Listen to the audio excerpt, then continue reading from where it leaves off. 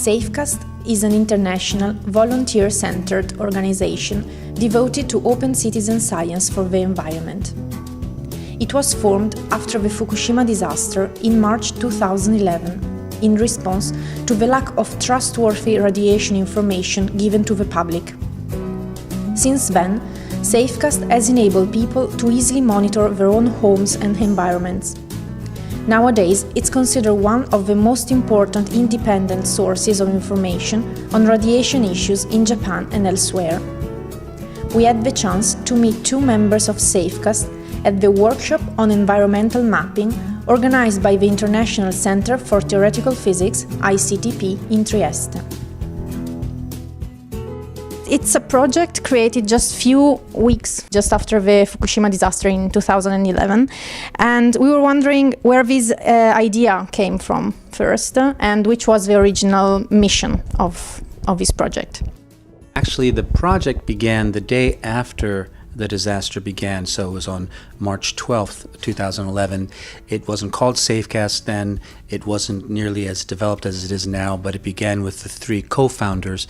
That's Joey Ito, who is the director of the MIT Media Lab, Peter Franken, who is a specialist in financial technology, who is also a friend of Joey's, and Sean Bonner, who is a kind of entrepreneur, designer, who is also friends of theirs, and they were talking through chat because they were worried about the radiation levels in Japan and didn't know where to get good information. So the group decided to make our own detectors, make them mobile so they can be used while moving, to give them GPS and data logging features, and to start an entire new hardware and software project. And that was called Safecast, and that really grew into something much larger than any of us thought it would be.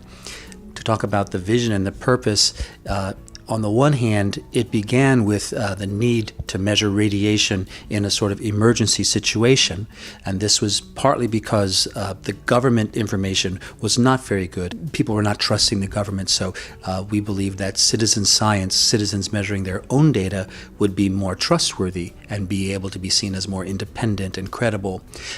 Beyond that, though, the project is very, very interested in promoting openness for government data, for other data, particularly for the environment, but just openness as a principle that we should expect from pretty much every data provider that we come into contact with. Yeah. And are you currently following similar project in Europe today? Safecast grew very naturally and fairly quickly from being focused primarily in Japan to being a global project. Certainly after about a year, we were getting more and more data from people who were participating in North America and the United States and also in Europe. At this point, probably 70% of our data is from Japan, 30% is from outside of Japan, with a lot of data from Europe. If you look at our online map, you'll see that there's quite a lot of data, for instance, from France, quite a lot of data from Central Europe, from Germany, from the Czech Republic and other countries, and increasingly now from Italy and other places. So there are a lot of volunteers working to collect data from Europe. But how does this device exactly work? We have asked Joe Moross, another member of the Safecast project. Okay, so this is one of our devices. This is my device that I've carried around. Gee, I've lost track of the number of countries I've taken it to. Certainly, Argentina, the United States, all over Europe and Asia. And inside, there's a Geiger-Müller tube. This is the sensor that actually receives the radiation. There's a circuit board here which controls that and makes the high voltage and is the sensor conditioner board. In the middle there's a lithium rechargeable battery that powers the system, so very much like being in a cell phone.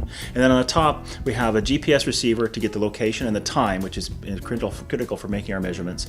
A little computer that controls the system, a storage drive which holds an SD card and contains the data, a display to give you a local readout of what's happening, and this one an optional Bluetooth module so that I can pair it with my smartphone and get a little bit more information about it. Typically I put this on the outside of the car and then drive around Fukushima or wherever. So by having it on the window and then having it paired with my smartphone, I can kind of get an idea of what it's doing without having to distract myself too much from driving.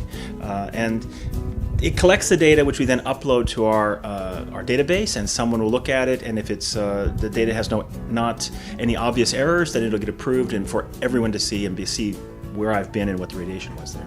And now we ask a last curiosity to Azby Brown. One of your devices has been recently exposed in a gallery in London as a piece of art.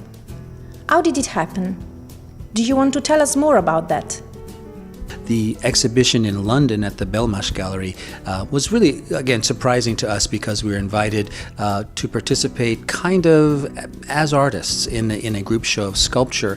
And the Big-Igi, radiation detector is just sort of displayed very simply as an object. And because it does have a very strong physical presence, it's a bit enigmatic. If someone looks at it and they don't know what it is, well, it's very puzzling to try to figure out. It has blinky lights, it has a display, it has some components in this transparent case, but also the gallery director and the owner wanted to support our project and wanted to call attention to it. The exhibition is called BodyCon, and it still runs for a few more weeks in London.